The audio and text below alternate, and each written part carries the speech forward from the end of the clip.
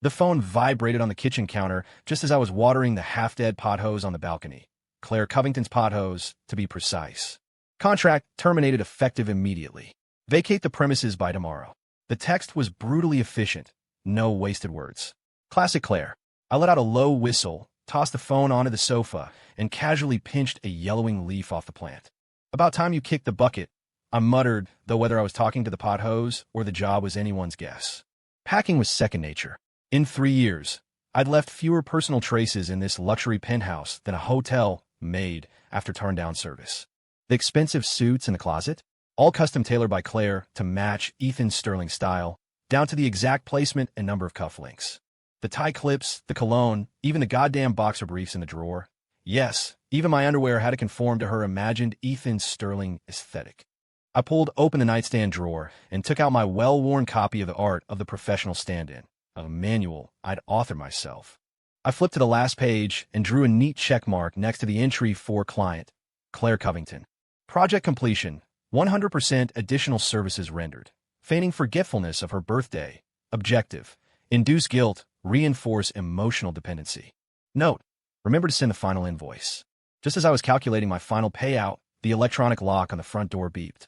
Clare stood in the entryway, the sharp clack-clack of her heels echoing on the marble floor. Her eyes scanned my half-packed suitcase, and her brow furrowed. Are you in that much of a hurry to leave? Job's done.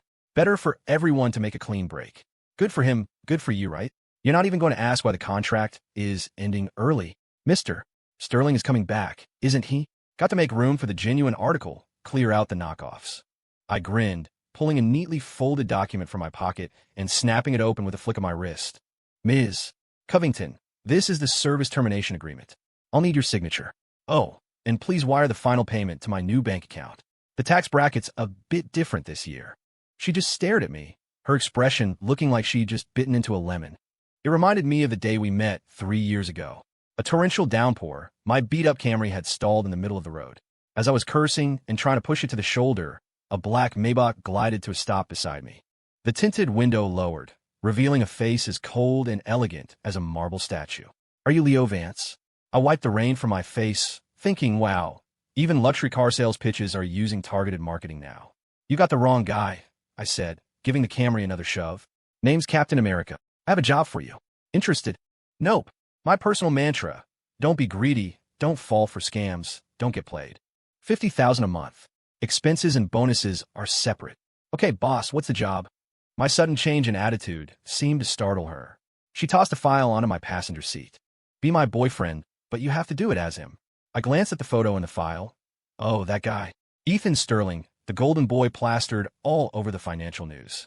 I guess I could see the resemblance if you photoshopped out about a third of his jawline and dialed down the trust fund kid aura by 50%. Work hours? On call, 24/7. Job description? Just be him. She finally turned to look at me directly, her eyes holding an emotion I couldn't decipher. That includes, but is not limited to, mimicking his eating habits, his way of speaking, even. So I'm a stand-in. Got it. I'm a natural. Last question. Does it come with a 401k and health insurance? I asked, wringing out my soaked t-shirt. Her lip twitched. She looked at me like I was insane. Deal, I'd shouted over the rain, signing the contract with a flourish and tucking the pen back in her blazer pocket. So, boss, can I catch a ride? My rent's due. Be in my office tomorrow. The Four Seasons, Suite 2207. Tana, M. As the door was closing, I yelled, don't forget to get that invoice ready, boss. Now, back in the penthouse, Claire stared at the termination agreement in my hand, her lips pressed into a thin line. Is there anything else you want to say to me? Actually, yes, I said, efficiently popping the head off my electric toothbrush and tossing it in the trash. Your shower has terrible water pressure.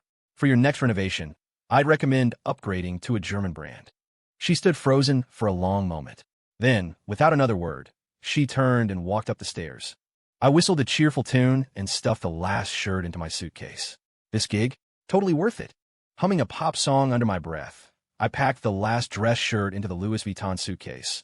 A gift from Claire, of course, to maintain the Ethan Sterling aesthetic. A dozen bespoke suits still hung in the closet, all tailored to the other man's exact measurements. I idly flicked a hanger, wondering if I could flip these on eBay for a decent price. My phone buzzed again. There's a gala tomorrow night. You're coming with me. I raised an eyebrow, my thumbs flying across the screen. Ms. Covington, as per Section 5, subsection 3 of our agreement, upon issuance of a termination notice, the contractor reserves the right to refuse any additional service requests outside the official handover period. That felt a little too harsh, so I added a shrugging cat emoji. 3 seconds later, she was calling me. Leo. Claire's voice was as cool as ever. Ethan's flight was delayed. He won't be back until the charity ball in a few days. And I snapped the suitcase shut with one hand, tossing the base of the toothbrush into the trash. I'd gone through 3 replacement heads, but the body was the original one she'd bought. And I expect you to finish the last few days of your contract. She paused, and her tone softened by a fraction of a degree. Consider it a professional courtesy, to end things on a good note. I almost laughed out loud. Ending things on a good note?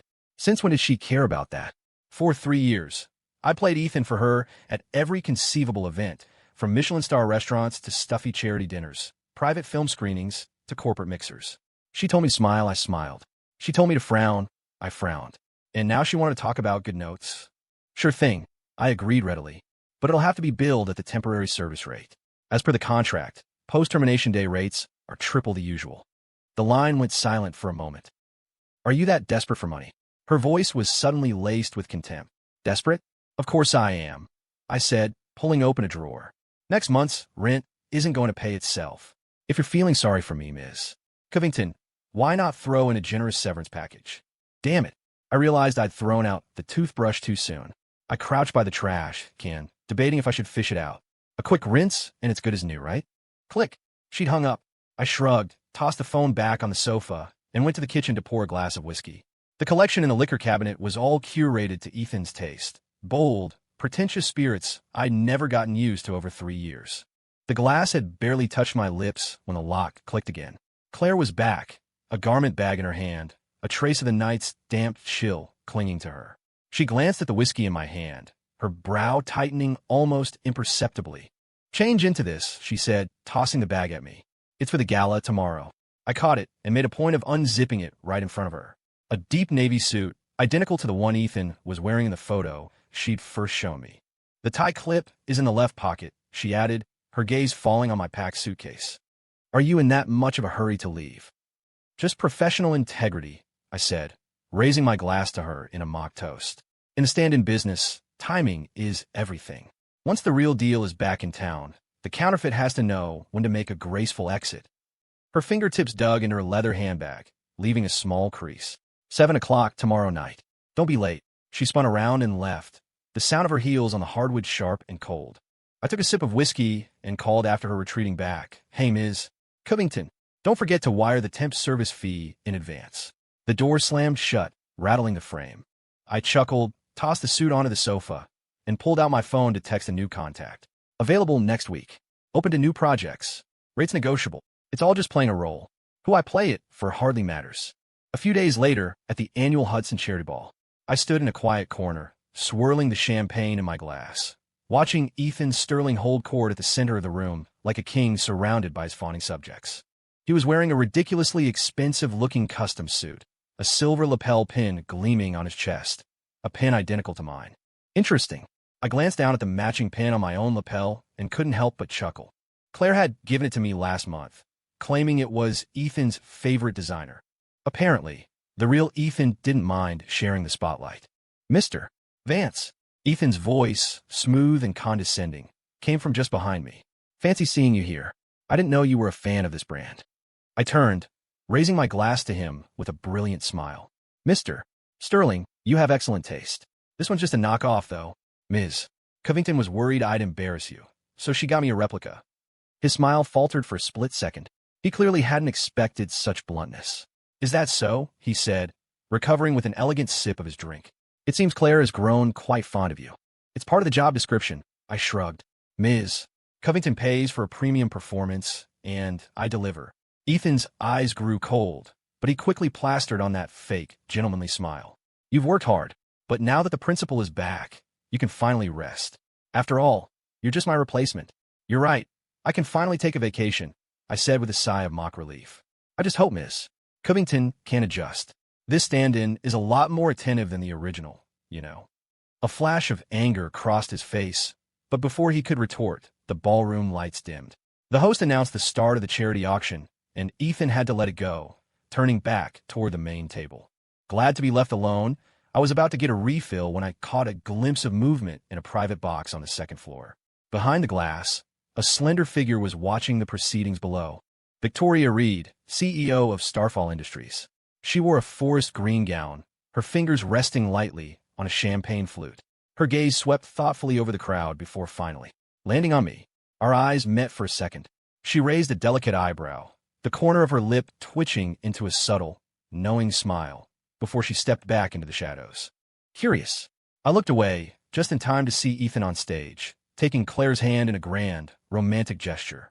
Tonight's final auction item, he announced in a microphone, is donated by myself and Claire. This pair of rings, a symbol of a promise we once made. The room erupted in whispers and camera flashes. Claire stood beside him, her expression momentarily blank before she composed it into a graceful smile. Her eyes drifted over the crowd, and for a heartbeat, they locked with mine. I raised my glass, mouthed the word congratulations, and downed the rest of my champagne in one go. Not my problem. The final invoice was being sent tomorrow. Later that night, back at the penthouse, I went through the familiar motions of brewing a pot of ginger tea. Claire always drank too much of these things. It had been my unspoken duty for 3 years. Just as the water began to simmer, I heard her footsteps. She walked in, cheeks flushed from the alcohol, but her eyes were frighteningly cold. She didn't even look at me, heading straight for the fridge to grab a bottle of ice water. "The tea's ready," I said, gesturing to the mug on the counter. "With honey. Good for the hangover." She finally looked at me, her tone dripping with sarcasm. What, determined to be the perfect employee right up to the last minute? "Just professional courtesy," I shot back with a grin. "You pay for the full service, after all." She stared at me for a few seconds, then abruptly picked up the mug, drained it, and slammed it back down on the counter. "Don't bother coming in tomorrow," she said, turning to head upstairs. "The money will be in your account." "You got it, Ms. Covington," I called after her, waving. "And congratulations to you and Mr. Sterling. Wish you all the best." Her steps faltered, but she didn't turn back. I hummed to myself as I poured the remaining tea down the sink and tossed the mug in the trash, right next to the electric toothbrush I'd thrown out earlier. This time, I wasn't digging it back out. A perfect clean break. As I stepped out of the building, the night air was cool on my skin. I pulled out my phone and saw a text from an unknown number. "Mr. Stand-in, interested in a new project." I smiled and typed back, "Depends on the rate." I glanced up at the penthouse window where the lights were still on. I could just make out Claire's silhouette. "So long, boss." The next morning, 10 a.m., Covington Corp. Finance Department. I strolled into Claire's office carrying a manila folder, a cheerful smile on my face. "Ms. Covington, I'm here to settle the bill." She was sitting in her throne-like leather chair, fingers flying across her keyboard. She didn't even look up. "Leave it on the desk." "Afraid I can't do that." I pulled out the chair opposite her and sat down, slowly extracting a thick, neatly bound stack of papers from the folder. "The service manifest requires your personal review and signature for final approval." She finally lifted her eyes, her gaze falling on the 20-page document. Her brow furrowed. "What is this?" "A detailed breakdown of services rendered," I said, pushing a pair of non-prescription glasses up my nose for effect. "As per the supplementary Clause 9b of the Standard Stand-in Service Agreement, the contractor must provide a complete service log within 3 business days of contract termination to facilitate final payment." She shot me a cold glare before finally taking the document. I leaned back comfortably in my chair, watching as her long, elegant fingers flipped through the pages, her expression growing more and more strained. Item number 37, deliberate neglect of anniversary, emotional compensation service X3 rate multiplier, execution date, June 18th, 2023, effectiveness assessment. Target exhibited significant emotional distress, resulting in a plus 15% increase in subsequent dependency. Claire's fingers froze on the page. You did this. On purpose." Her voice was a strained whisper. "Of course," I said, my smile unwavering. "Based on behavioral psychology principles, introducing moderate, calculated guilt can effectively enhance client attachment. As you can see, your request for my company at dinner increased by approximately 30% in the following 2 months." Her knuckles turned white as she gripped the papers, flipping faster now, her face darkening with every page. Item number 89. Mimicry of target's signature cough, detail replication service. Item number 156. Late-night hangover remedy delivery, value-added emotional service. Item number 203. postural adjustment to match target's gait, kinetic language correction. When she reached the final page, she slammed the file shut, her eyes blazing with a murderous rage. You call this a service manifest? Professionalism is key in my line of work. I produced a flash drive from the folder and slid it across the desk. A little bonus, my complete video logs of practicing my Ethan Sterling impression, from his walk to the precise curvature of his smile. Consider it a parting gift for quality assurance. She stared at the flash drive as if it were a venomous snake. I added helpfully, "Don't worry, I didn't keep a copy. I have a code of ethics." The air in the room was thick enough to cut with a knife. Suddenly, she shot up from her chair, snatching the manifest and flipping to a specific page, her finger jabbing at a line. "That time you brought me medicine in the storm. That was a service item? You were acting?" I leaned in a look. "Oh, that one." I pulled out my phone and expertly brought up a screenshot of the weather report from that day 3 years ago. You see, humidity was at 83%, which qualifies as an extreme weather hazard service, carrying a 50% surcharge per the contract. But you were drunk and crying on my shoulder, so I decided not to mention it at the time. Claire's face went pale, as if I'd just thrown a bucket of ice water on her. I held out a pen helpfully. "If you could just sign on the final page. Will you be using Zelle or a wire transfer?" She didn't take the pen. Instead, she stared at me, her chest rising and falling. Was any of it ever real? Oh, I slapped my forehead. I almost forgot the customer satisfaction survey. I pulled a pink-tinted form from my pocket. A 5-star review gets you 20% off your next service. Though I suppose you won't be needing that anymore. The pen clattered to the floor. Claire took a deep, shuddering breath, then grabbed her desk phone and jabbed the intercom button. "Jenna, wire him the full amount." "Will do." I stood up, feeling light as a feather. Before leaving, I gave the flash drive another little push in her direction. There's a great bit around the 37-minute mark. My impression of Ethan's golf swing is spot on. Get out, right away. Have a wonderful day. As I strode out of the Covington Corp Tower, my phone buzzed. A notification from my bank. The final payment, down to the last cent, had arrived. I immediately dialed a number from my contacts. "Hey, it's Leo. Just letting you know, my previous contract is officially terminated. I'm on the market again." I glanced up at the top-floor office window. I could just make out a figure standing there, watching. I gave a cheerful little wave and disappeared into the bustling New York crowd. This gig? A 5-star success. The sunlight streaming through the cafe window hit the rim of my cup. I stirred my coffee, thinking the beans were over-roasted, leaving a bitter, burnt taste. It couldn't compare to the smooth brew from the $20,000 machine in Claire's penthouse. But it didn't matter. I wouldn't be drinking that coffee anymore. "Mr. Vance." Ethan Sterling's voice came from behind me. I turned to see him dressed in a crisp suit, a practiced, elite smile on his face, as if he were perpetually ready for a Forbes cover shoot. "Mr. Sterling," I said, lazily gesturing to the empty chair. "Have a seat." He sat, his eyes raking over me in a way that felt like a valuation, and it instantly put me on edge. "I hear your contract with Clare is over," he said, getting straight to the point. "That's right." I took a sip of the bad coffee. "Thanks to you, I'm finally unemployed." He chuckled softly and pulled an envelope from his briefcase, sliding it across the table. "Don't say that. In fact, I should be thanking you." His tone was thick with false sincerity. "Thanks to you, she's become much more manageable over the last 3 years." I raised an eyebrow, but said nothing. "This is a letter of recommendation from a friend of mine," he continued. "With your particular skill set, I'm sure you'd be a shoo-in." I picked up the envelope, slowly opened it, and glanced at the letter. A senior assistant position at some second-rate firm. The salary was less than half of what Claire had been paying me. "How very generous of you, Mr. Sterling." I folded the letter, slid it back into the envelope, and pushed it back to him. "But I won't be needing it. I'm about to start a new job." The smile on Ethan's face froze. "Oh, which company?" "It's a bespoke personal service. Can't disclose the details." I gave him a wink.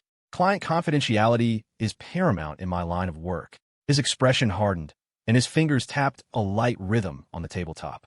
"Leo, I'd advise you not to get too greedy. What Claire gave you was more than enough." "Oh, I agree.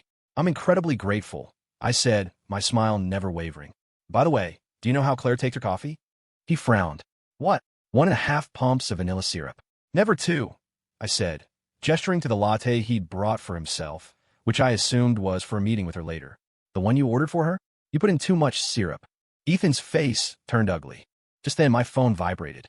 A text message lit up the screen. "Tomorrow, M. Starfall Industries, top floor." I pocketed my phone and stood up. "Sorry to cut this short, Mr. Sterling, but I have to go. My new boss doesn't appreciate tardiness. He stared at me, then let out a cold laugh. You think you could just trade up to a new benefactor? At the end of the day, you're nothing but a replacement. That I am, I said, straightening my cuffs and flashing him a brilliant smile. But at least now I get to choose my boss. As I turned to leave, I caught a glimpse of a familiar black Maybach parked across the street.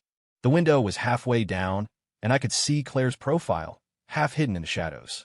Was this meeting her idea? Well, she must have seen it, seen that I was never the meek, compliant man she thought she had hired. The bell on the glass door chimed as I pushed it open. I took a deep breath of the city air and walked confidently across the street, where a discreet dark blue Bentley was waiting, its window gliding down. Victoria Reed sat inside, wearing sunglasses, her red lips curved into a slight smile. A fine performance, Mr. Vance. I pulled open the door and slid in. So, boss, has the interview officially begun? The engine purred to life. In the rearview mirror, the Maybach remained parked in the same spot, motionless. On Clare Covington's birthday, the company's HR system automatically locked her calendar. Pursuant to the employee wellness protocol, your birthday has been designated as a mandatory holiday. Please enjoy your day off. She stared at the pop-up on her monitor, her brow furrowed. Jenna, she said, pressing the intercom. When did I authorize an automatic birthday vacation? There was a moment of confused silence on the other end. That was, Mr. Vance added that protocol last year, Ms. Covington. Jenna's voice was cautious. He noted that your birthday often coincided with your menstrual cycle, and you never took time off. Claire's fingers hovered over the keyboard, speechless. She stood and went to the break room for some water. As she opened the refrigerator, a yellowed sticky note fluttered to the floor. Ms. Covington's Guide to Not Dying from Stomach Pain 1. Take meds 15 minutes after eating. Don't try to look tough like Ethan by taking them on an empty stomach. 2. Use warm water, not coffee. Are you trying to get an ulcer? 3. For severe pain, add 1 step. Curse Leo Vance's name twice. Clinically proven to be effective. Next to the text was a crudely drawn stick figure clutching its stomach and rolling on the ground. Claire stared at the note for a long time before gently sticking it back on the fridge door. When she got home that evening, she reflexively opened her own refrigerator for a drink, only to find the side door neatly stocked with several boxes of ginger tea.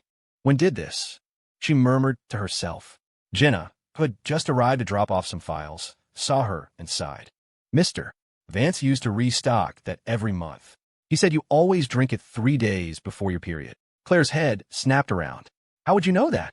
Jenna silently pulled out her phone and opened a document titled Ms. Covington Daily Operations Manual. Mr. Vance sent this to me before he left. Claire took the phone. October 15th update. Switched sanitary pad brand from Always to You by Kotex. Suspected cause. Ethan's ex-girlfriend is the spokesperson for Always. Note. Restock ginger tea when supply drops below 3 boxes. Target never checks inventory herself. Claire slammed the refrigerator door shut. That night, she dreamed she was standing in the empty penthouse, every surface covered in sticky notes. Coffee machine descaling cycle. Every Tuesday.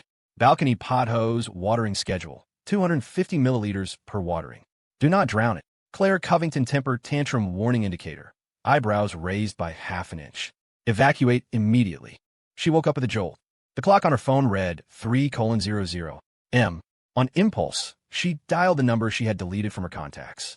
The user you have dialed is currently providing premium, attentive services to another client. Please try your call again later.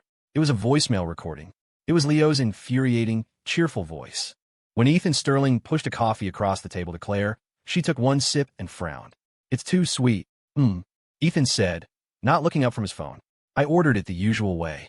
Claire set the cup down. I take my coffee with exactly 1.5 pumps of syrup. That's specific. Ethan finally looked up, a flicker of memory crossing his face from his conversation with Leo. He laughed dismissively. When did you get so high maintenance?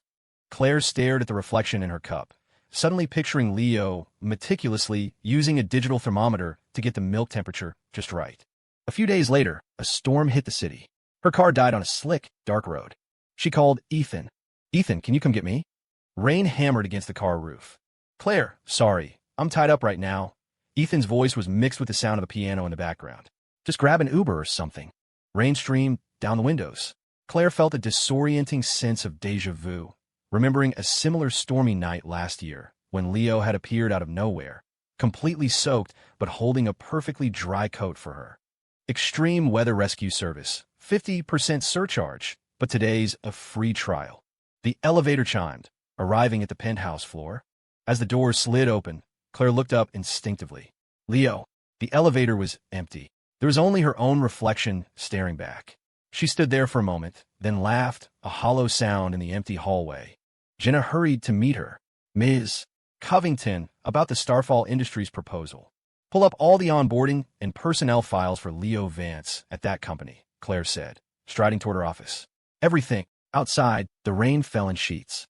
In a sleek high-rise apartment across town, Leo Vance was practicing a new set of facial expressions in front of a mirror, tailoring them to his new client's profile.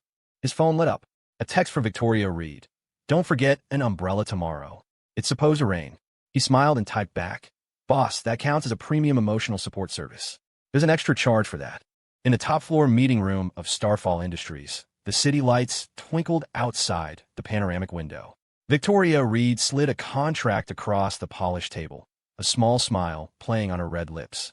"This is the agreement I've drafted. Take a look." I glanced at the cover, bespoke personal services agreement in embossed gold lettering, thicker than the one Claire had given me. "Whose replacement am I this time?" I asked, expertly flipping to the terms and conditions. "An ex-boyfriend? The one that got away? Or some business rival?" Victoria slowly turned her wrist, a jade bracelet clinking softly against the glass. "You don't need to know his name." She pulled a folder from a drawer. "You just need to follow the profile and preferences outlined here." I took the folder, opened it to the first page, and froze. Name, confidential. Age 18th version. Gender, male preferences, bacon, egg, and cheese on a roll from the bodega on Bleecker Street. No ketchup. Frequent locations, NYU Bob's Library, second floor, window seat, Monday through Friday after 4 p.m. Distinctive habits. Unconsciously spins his pen when thinking. I couldn't help but laugh. "Ms. Reed, this guy sounded a lot like me. Was your long-lost love a student at NYU, by any chance? That's why I chose you." She offered me a pen. "Sign here." The pen felt heavy in my hand, its metal casing etched with a fine pattern. My thumb unconsciously brushed against the clip and stopped. There was a tiny, almost invisible scratch right there. This pen, it looked exactly like the one I'd lost in the library during college. I had loved that pen, treated it like a prized possession. I was gutted when I lost it. "Is something wrong?" Victoria asked, tilting her head. "Nothing." I quickly signed my name and handed the pen back. "Just thinking your mystery man has excellent taste." I flipped to the service details. The dense clauses were full of traps. Clause 7. 3. The contractor must adhere to all personalized requests from the client, including but not limited to diet, attire, and demeanor. Appendix 3. Daily itinerary, Bleecker Bodega / Bob's Library / Abandoned Luna Park. So many of these places were pulled directly from my own past. It was confirmed.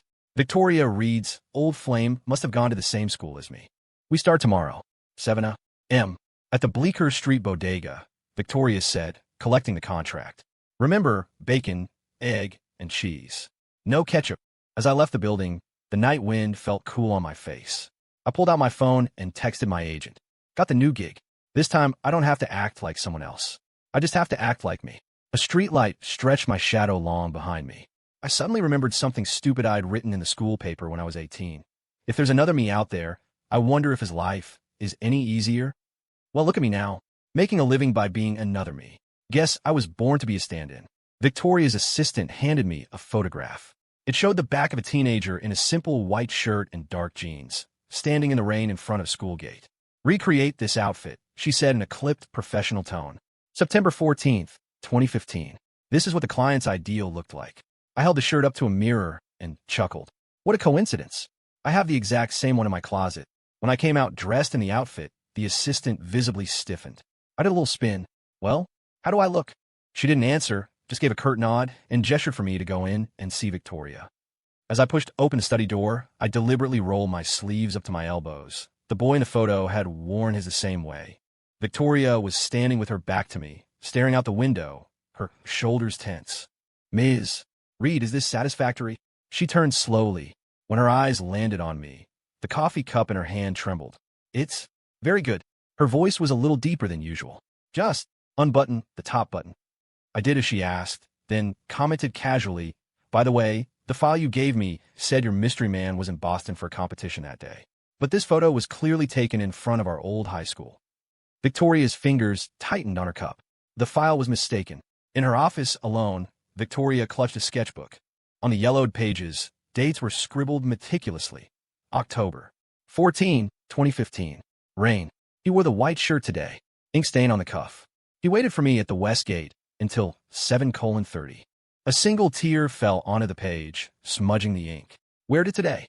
I asked, buckling my seatbelt. Victoria glanced at her phone's navigation. A random spot. A new retro-themed restaurant just opened downtown. The car stopped in front of a renovated old brick building. I looked up at the sign, and my throat went dry. This place. It was the exact location of the little diner I used to go to all the time in high school and college. What is it? Victoria asked, turning to look at me. Nothing. I forced a smile. Just think the decor is unique. A waiter led us to a window seat. Would you two like to try our signature drink? He asked with a smile. The Galaxy Lemonade. It's the owner's secret recipe. My fingers clenched the menu. That was the ridiculous drink I'd invented in my freshman year of college, using butterfly pea flowers to make it change color. My friends had nicknamed it the Galaxy. Two, please, Victoria said, her eyes fixed on my reaction. When the drinks arrived, the coaster was a small, aged piece of cardstock, printed with faded text. Campus Chronicle exclusive freshman Leo Vance. A day in the life of a debate champion. My favorite spot is Old Man Wong's Diner, just off campus. And my favorite drink is my own creation, the Galaxy Lemonade. I looked up at Victoria. She was stirring her drink with a straw, watching the blue liquid slowly swirl into a deep purple, just like it used to. Ms. Reed, I said suddenly, your research is incredibly thorough. She smiled faintly. A professional habit. A bead of condensation slid down the side of my glass, blurring a spot on the coaster. The last line of the interview slowly faded into the damp paper. I believe that one day, someone will remember the real me. The neon lights of the late-night bar cast shifting colors on the whiskey glass. Ethan Sterling was on his third drink, his tie loosened, the polished veneer of the corporate elite completely gone. She's been so cold to me lately, he slurred, staring at the ice melting in his glass. When you were her stand-in, she was so... I swirled the soda water in my own glass, thinking that the genuine article couldn't hold his liquor nearly as well as the knockoff. Leo, he said, suddenly grabbing my wrist. How did you do it? How did you make her? I gently pulled my hand away with a smile. Mr. Sterling, that's a trade secret. The alcohol finally broke through his last wall of composure. Ethan leaned in close, his boozy breath hot against my ear. The truth is, you're a better version of Mr. Sterling. I cut him off, my voice sharp. If you keep talking, I'm going to have to charge you a confidentiality fee. Just then, the sharp click of high heels sounded from the bar's entrance. Claire was standing 3 paces away, her face pale. Her eyes darted between Ethan and me, finally landing on my phone, which I hadn't had time to put away, its screen still displaying my Venmo QR code. Are you blackmailing him? Her voice was like ice. I looked at the drunk and incoherent Ethan, then at Claire's clenched fists, and a slow smile spread across my face. A professional stand-in always knows how to maximize his final payout, I said, deliberately waving my phone. Mr. Sterling, just let slip a few interesting things. Claire's pupils contracted. She grabbed Ethan's arm to pull him away, but I caught her wrist. Not so fast, Ms. Covington, I whispered. Add another 100,000, and I'll promise to forget he just said, you're a better version of him than I am. Her slap was swift and unexpected. My left cheek stung, but only made my smile wider. The price just went up to 200,000. Victoria's study had the faint, pleasant scent of old books and sandalwood. I stood before a towering bookshelf, my fingers tracing the spines of leather-bound volumes, when they stopped on a worn copy of Principles of Macroeconomics. It was my textbook from college. I opened the cover. Next to my own scrawled signature was a goofy cartoon face I used to doodle. My temples started to throb. My phone buzzed. A message for Victoria. Pulled into a last-minute meeting. Feel free to browse. I took a picture of the book's title page and sent it to an old college buddy. Does this look like the textbook I lost? 3 minutes later, he replied, isn't that the one you lent to that quiet transfer student sophomore year? You said she never gave it back. We spent days looking for it, even put up lost posters. How'd you find it? The transfer student. A memory surfaced, a quiet girl who always sat in the back row. Once, she'd forgotten her book, and I casually lent her mine. The desk drawer was unlocked. On a strange impulse, I pulled it open. Inside, a small glass jar sat on a bed of velvet. In the jar was a single, rusted uniform button. Next to it was a yellowed slip of paper. "Thank you, Superman." It was a button from our high school uniform. I froze. I slammed the drawer shut. After a long moment of thought, I dialed Claire's number. "Ms. Covington, could you do me a favor and run a background check on someone? You can forget about that 200 grand from yesterday," I said. "Get lost. You're calling me for this?" The line went silent for a moment. "Then fine. But if I ever need a stand-in again, I expect a discount. Send me the details." She cut me off before I could respond. "You got it. Thanks a million, Ms. Covington," I said cheerfully before hanging up and texting her the information. Victoria Reed, 26 years old. May have used another name in the past. Across town, Clare Covington had just shattered her third coffee mug. On her computer screen was a freshly unsealed file. Victoria Reed, a.k.a. Tori Hale, admitted to Northwood High School, class of 2016. The photo showed a girl in an oversized school uniform glancing shyly away from the camera in the direction of the podium, where I had been standing, giving a speech as the student representative.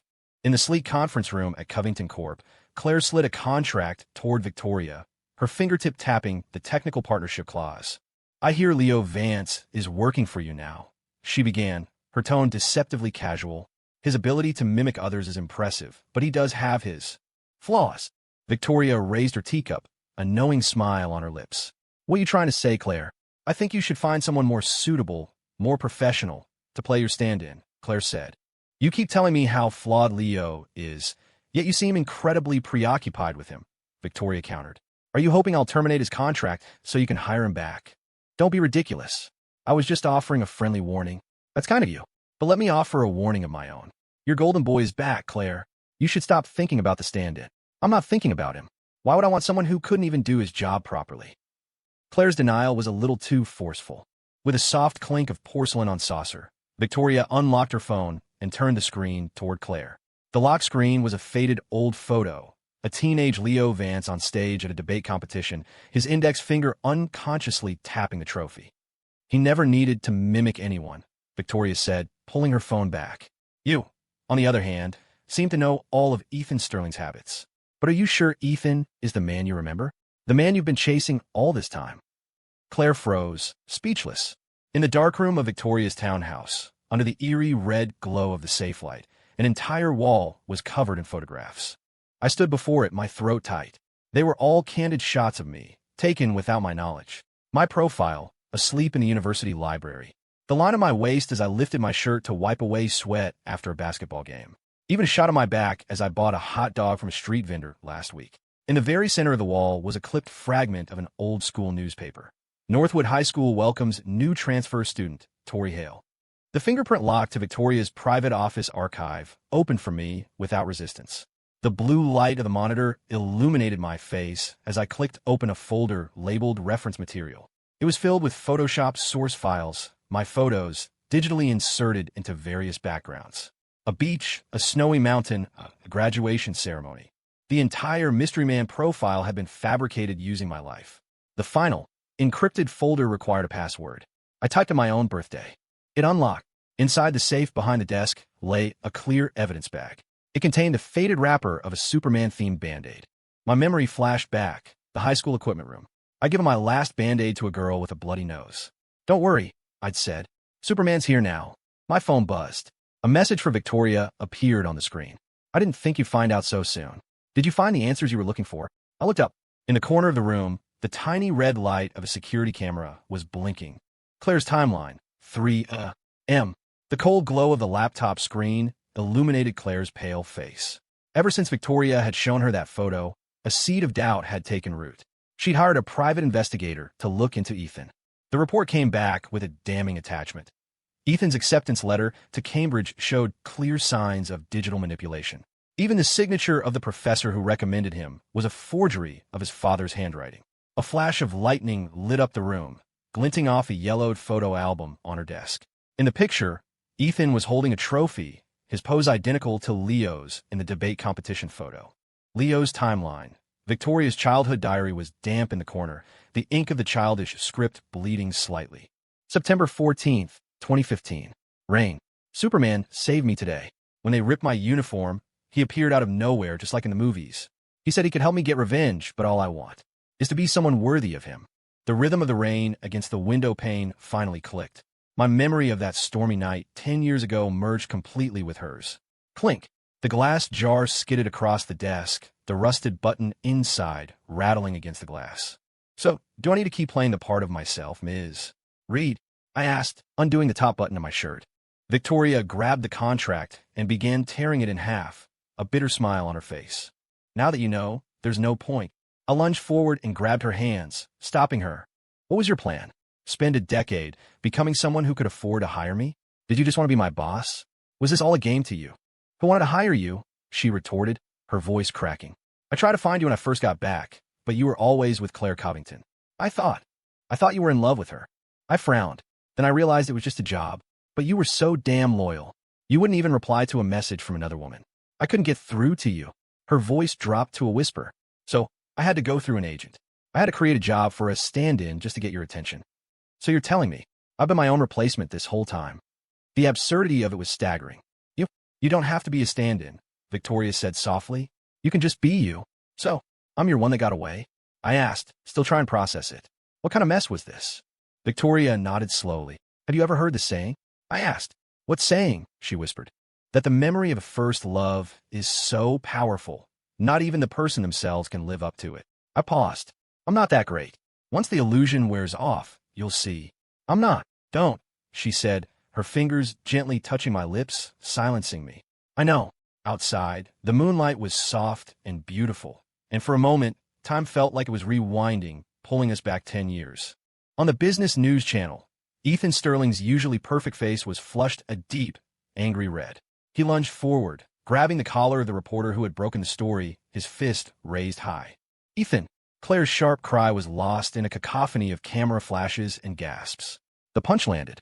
The camera shook violently, the final frame freezing on Ethan's twisted, furious expression. In the CEO's office, Covington Corp., Claire switched off the news.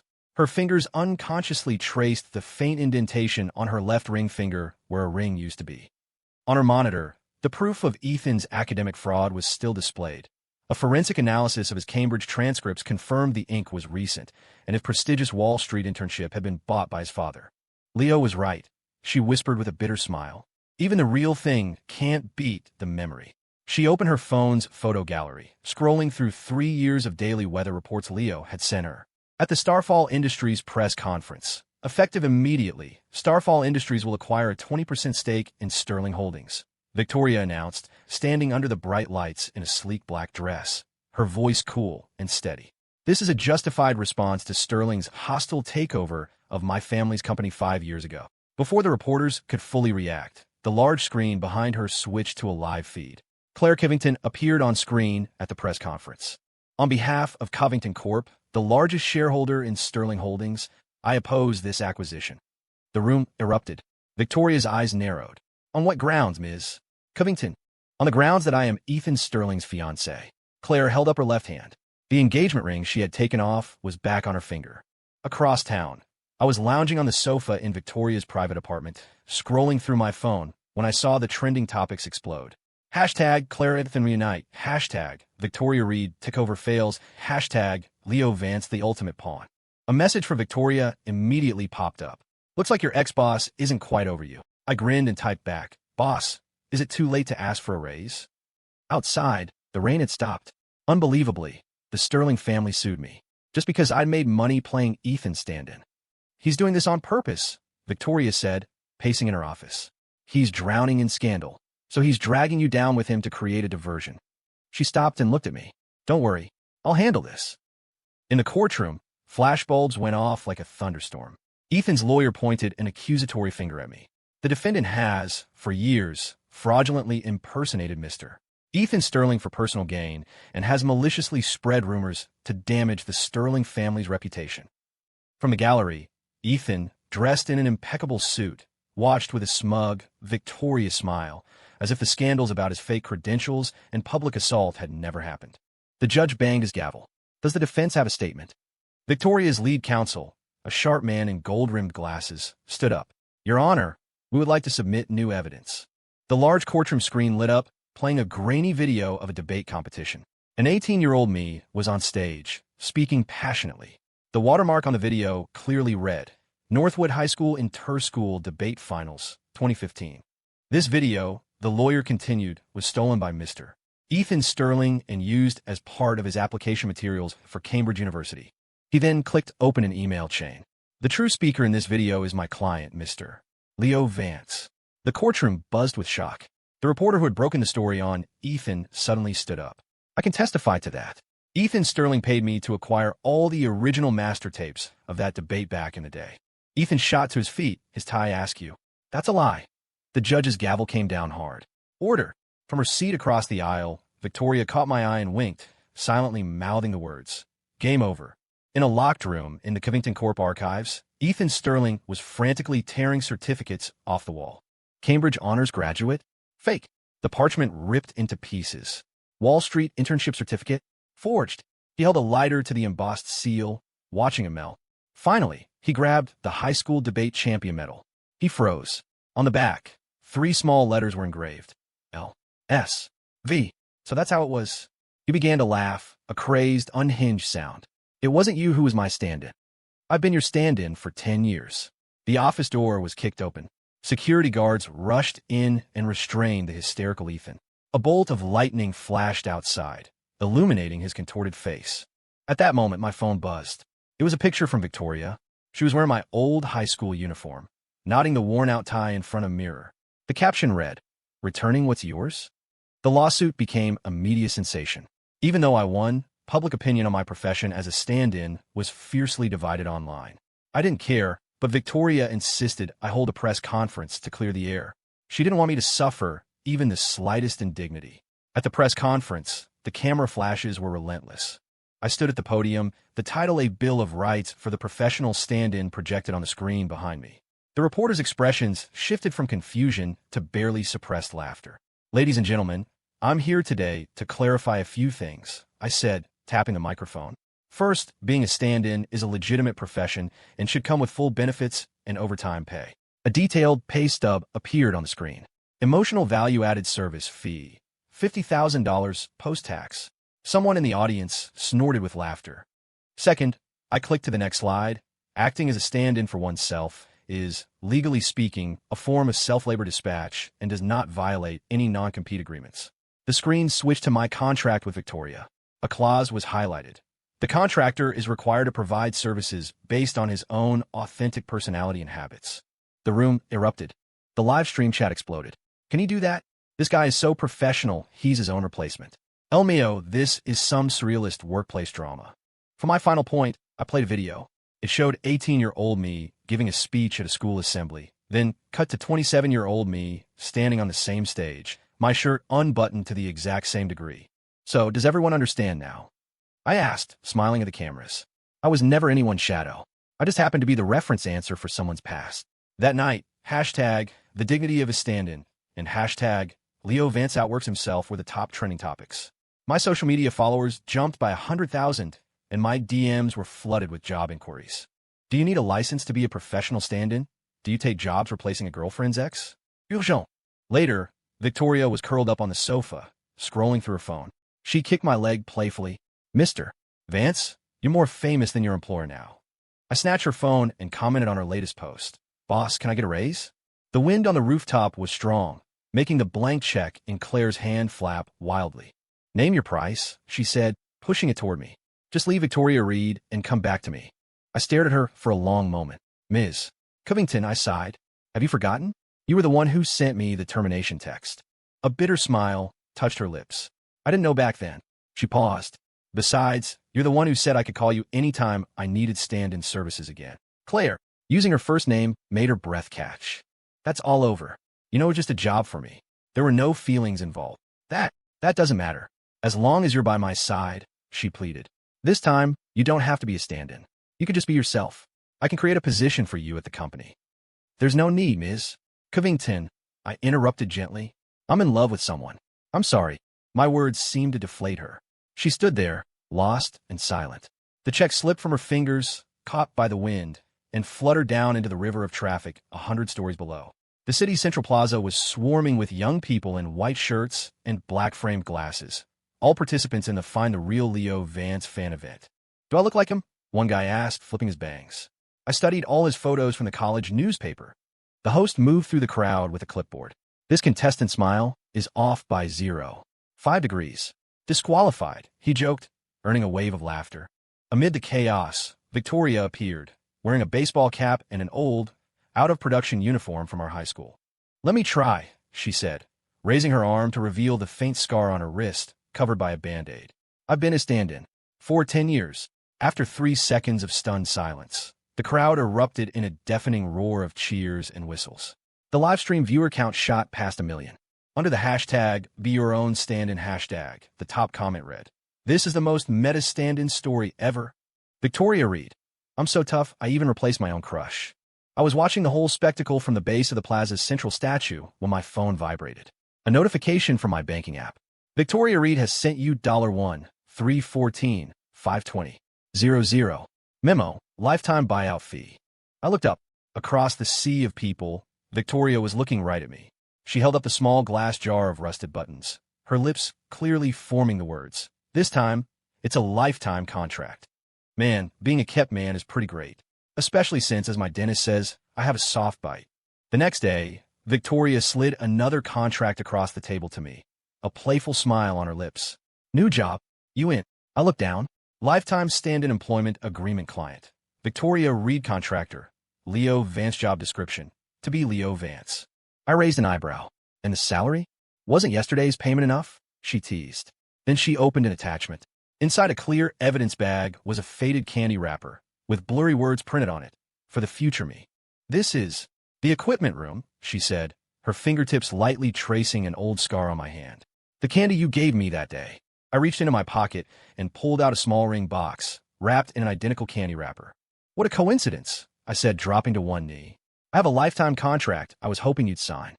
Victoria's eyes welled up, but she lifted her chin defiantly. "What are the terms?" "Clause 1, I said, opening the box. A diamond glittered under the light. "The client must forever remember that the person she loves most in the world is Victoria Reed." She laughed through her tears. "You idiot. That clause only puts a condition on the client, not the contractor." "That's just how my contracts work," I said before leaning in and kissing her sugar-dusted fingertips. The apartment building smelled of damp concrete in the pouring rain. Clare Covington stood in the room I used to occupy, her fingers tracing the yellowed sticky notes covering the walls. "March 8th, 2022. She said the name Leo Vance tonight. SCRATCHTHAT, ITWASJUSD, SLEPTLKNG. September 14, 2023. Stormy night. She said my name correctly for the 7th time. FOUNDOUTLATR SCHAD Vindy WASDELIRIOUS. The last note, stuck to the headboard, was written in fresh, stark ink. Non-attachment clause voided. The day I met Victoria Reed. A flash of lightning illuminated a familiar black umbrella in the building's lost and found bin by the entrance. The handle was engraved with a C. It was the gift she had forced on me for my birthday last year. Her phone vibrated. The massive screen in Times Square, visible from the window, lit up with a live broadcast. Victoria was slapping a contract against my chest. "Sign it, Leo Vance." I laughed, biting the cap off a pen. "Boss, how many years is this one for?" The rain blurred Claire's vision. She stumbled and sank to the floor, finally understanding why all the Ethan Sterling-style gifts she'd received over the years had always been, secretly, perfectly to her own taste. She finally understood that the most painful awakening is realizing someone once loved you with everything they had, and you dismiss their heart as mere professional competence. She was filled with regret. The wedding venue was a sea of flowers and candlelight. I stood under the floral arch, watching Victoria walk toward me in her wedding dress. "I do." When we both said the words, we pulled each other into a fierce hug. Amid the laughter and applause of our friends, I tore up my old non-disclosure agreement, tossing the pieces into the air like confetti. As they fluttered down around us, Victoria stood on her toes to kiss me. I took the chance to whisper against her lips. "Actually, in the equipment room that day, the first thing I noticed was your pearl hair clip." Her kiss deepened, silencing the rest of my secret. In the wedding video that later went viral, a single comment floated continuously across the screen. "Congratulations to Leo Vance for finally going from acting like him to being me." The dessert table featured a large punch bowl of Galaxy lemonade, with coasters reprinted from the old college newspaper. A certain, unnamed female CEO, after finishing her third glass alone, was approached by a waiter. He handed her a fresh drink and a small, folded note. 1.5 pumps of syrup with a dash of ginger. From a certain, recently unemployed stand-in.